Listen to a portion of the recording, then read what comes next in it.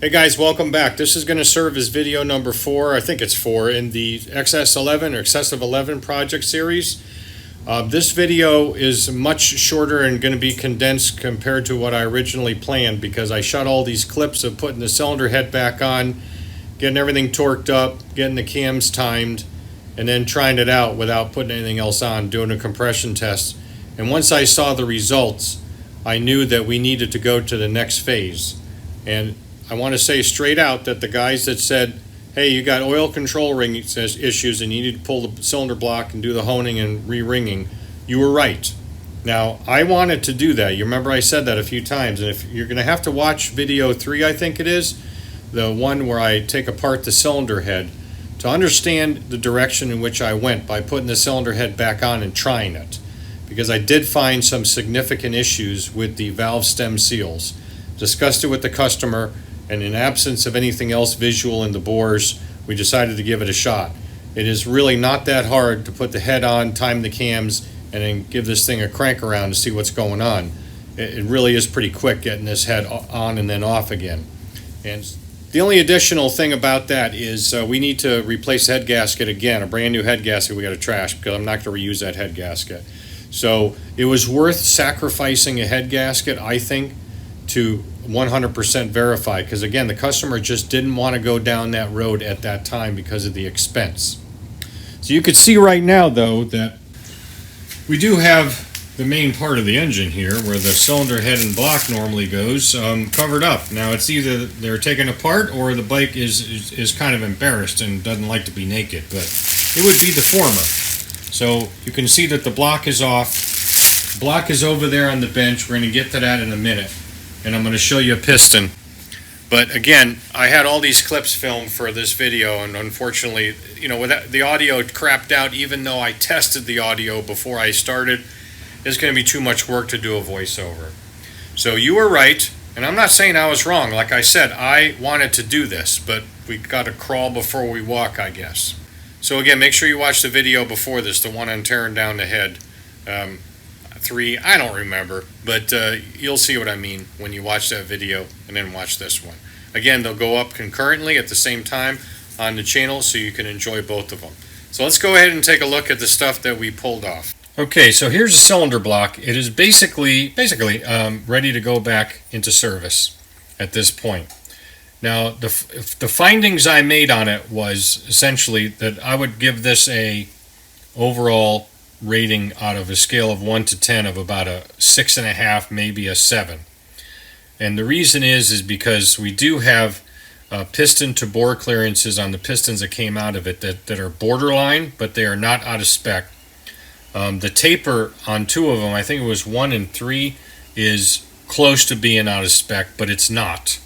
But the biggest problem is, and it's really hard for me to show you, in number 2 here, this has got a semicircular ridge into it from where apparently the piston was sitting when the bike wasn't run for a long time, and I don't know how long that was.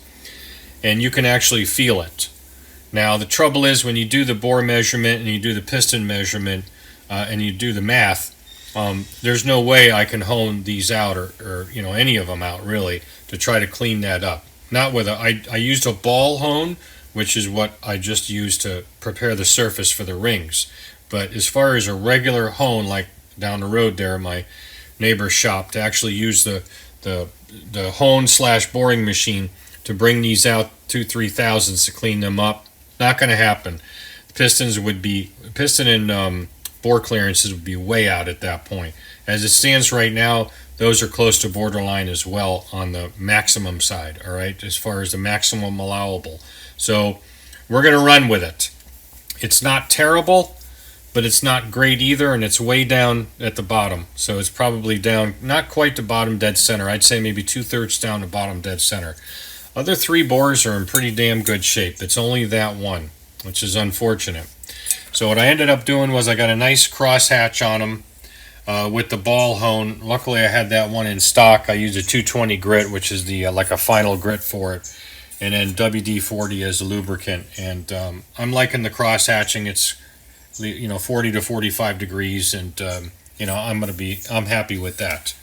So as far as this goes, again, that's done. Now let's take a look at a piston. I pulled number 1 out of the bag for you, and we'll show you what's going on with that. Now you guys are right, as I said, these oil control rings are smashed. I mean, you can't even hardly compress them in, because when you compress them in, all right, you got very little room to compress them in because they're so constricted, if you will, or relaxed would be the better description of that. And you can compare it, of course, to the compression rings number 1 and 2. Now the oil control rings are generally not nearly, they're not nearly as stiff because they're very thin, but they're supposed to be a lot further out than that. And of course, there's your problem, lady. So yeah, but the pistons look good. The pistons all mic up good. You mic these things up, of course, at the widest part of the skirt, side to side, perpendicular to the wrist pin at it's 0.400, which in Imperial, which is just under a half an inch up from the bottom. I did all 4 of them. They're all right at almost dead nuts at spec. So it's the bores that took a little bit of a beating, and so yeah, that's the way it is. I don't have any standards in the service manual that I can find to mic up the wrist pin end of the connecting rods. They look okay. The wrist pin fits nice in there. It's not wobbling around. So again, with 7,000 miles and change, we're going to run it. All right, and we're going to use these stock pistons, the 71.5 stock pistons, millimeter pistons, and I've ordered some OEM rings for this, so the Yamaha rings. So we're going to re-ring all 4 pistons, of course, and get a new head gasket for it. I already got the base gasket and stuff, and then we'll get her back together at that time. So that's what the status of this is. Now, what I wanted to do in this video also, because I never really gave you a full disposition on the cylinder head, was to tell you what I did with that. And I don't want to go into a great deal of detail on that because I did a lot of work on it, but that was mostly kind of old school lapping and checking, and then doing the making sure that the margin of the valve and the width of the seat and the face are not out of spec and things like that. And I'm pleased to announce that the head passes all tests, so I was real happy with the head. And if you remember from the other video where I was evaluating this head originally, I put that in the mill and ran it across with a dial indicator, and this thing is dead nuts flat. I mean, this thing is flatter than a French runway model, okay? So this thing is good. I have all the valve clearances done. I had to change 5 of the shims out to get them accommodated, all right, as far as the clearance goes, And then if I could turn this, that'd be nice. And then the valves are all done. You're looking at the exhaust side facing at you. And how you test those is the service manual says they want you to use a solvent and fill up the chambers on the intake and exhaust side with a solvent and see if it comes out that way. Well, I wasn't about to do that with new valve stem seals in there, so because I was afraid it would migrate up into the seal. But I put the solvent on this side with the head flat and filled up each combustion chamber with a spark plug in, let it sit for about 10-15 minutes, and I've got absolutely no leakage through. So these valves are technically within spec. They're not perfect, no they are not, but they are technically within spec. So again, we're going to run this. So that's in summary, the disposition of the head work and updating you on what's going on with the cylinder block side. Okay, so the last thing we'll go over here, and I will interject some of the video without any audio on it because the audio, as I said, screwed up, of test crankingness, and you can see the oil mist pumping out of the exhaust.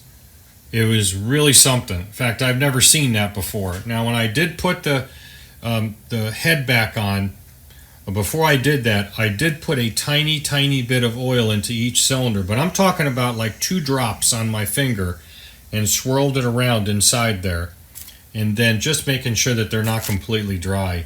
And this thing just consistently, after you crank it a few times, with the spark plugs in, because now we're generating compression, and the compression can essentially aerosolize any oil and stuff in there, and it was pumping it out like an exhaust pulse. And you'll see that in this video. So when I saw that, I went, oh yeah, this thing got to be taken down, down to the block, and that's ultimately, as you can see, we did that. I called the customer, explained the situation, gave him an estimate, and he said okay. This is all ready to go. I got it all cleaned up today. I did the block side yesterday. The top side was already done while it was still installed in the engine. I did the bottom side of the block where it articulates here. These gaskets were like almost as hard as the freaking aluminum. They were so hard to get off. It's the 44-year-old base gasket. But I did. It looks good, and I'm happy with it. And so it's all cleaned up and ready to go. And so that's where we're at on that. So like I said, once you see that clip that I probably just put up in this video while I'm talking, you will see that, again, you guys were right.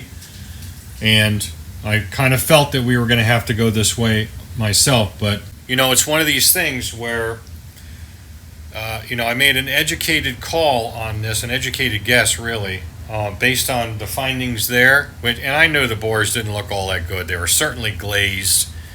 And, they could definitely have used a hone. I knew all that. I got that part. But there was no scoring. I couldn't see that line in number 2 because it was down below. Probably just at, I'm not really sure where that line was. It must be when the piston is getting too close down the bottom dead center. The rings might be of course, the rings are lower than the top of the piston, so the top of the piston may have just been covering that. I don't know. I didn't see it when it was inside, when it was installed in the motor with the pistons in. So aside from that, the cylinder block, ultimately I thought was in really good shape. And it's not in bad shape, but it's not in great shape either. So, yeah. So that's it. You guys were right. Good call. And ultimately, it wasn't hard work to do to put the cylinder back on, test it, and take it back off. I had the cylinder back off and the block off within an hour of shutting the video down, calling the customer, telling them what's going on, putting up my video recording stuff, and then just getting to work on this thing. I had both of them off within an hour, and probably 20 minutes of that was carefully leveraging on the reinforcement points that they indicate in the service manual between the block and the cylinder block to get the cylinder block to pop up. It's really easy. This motor is top end is not hard at all to take apart and put back on. So that's one of the reasons why I wanted to give it a shot, because it's just not that hard. So yeah, that's what happens. Sometimes you win. Sometimes you lose. Sometimes you're a hero. Sometimes you're a zero. Now, for the sake of you engine builders out there, I don't want to send you into the ER with stroke symptoms. Did you have a stroke? It felt like you had a stroke. So I'm not going to tell you at this time how I ended up refacing the valve faces to clean up that 45 on number 4, and especially number 4, and also number 3 exhaust valve because of the pitting. You don't want to know. But someday I'll show you. And they came out very accurate and very good. And when I lapped them in, I had good sealing. I used Dykem Blue on the valve faces and then put them in, swirled them around, and I had a good width as far as the contact point goes between the valve and the seat. And so I was happy with that. And as I said before, it passed the solvent test anyway. I don't have any concern for the valves at this point, and the cylinder head. That's definitely water under the bridge now as far as being done. Someday I'll show you what I did, but for now in this video, you don't want to know, trust me. You don't want to know. All right, fine. I'll show you how I did the valve thing.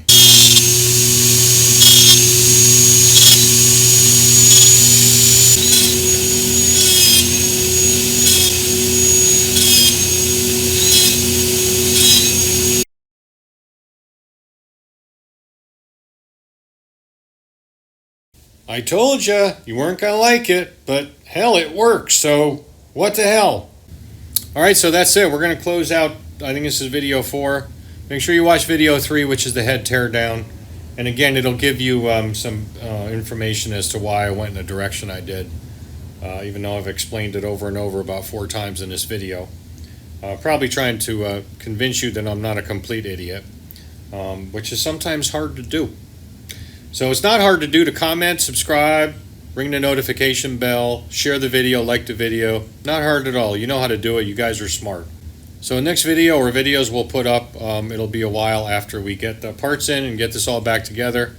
I'll probably not show a lot of that. We'll just get it back together and then show you the end result. Because it's pretty easy to put these together like that. Maybe I'll show you a few highlights of how I get the cylinder blocks back on over the pistons. I have kind of a unique set of piston ring compressors for this kind of thing that you probably would like. Alright, catch you on next video. Don't just repair, restore. Thanks for watching.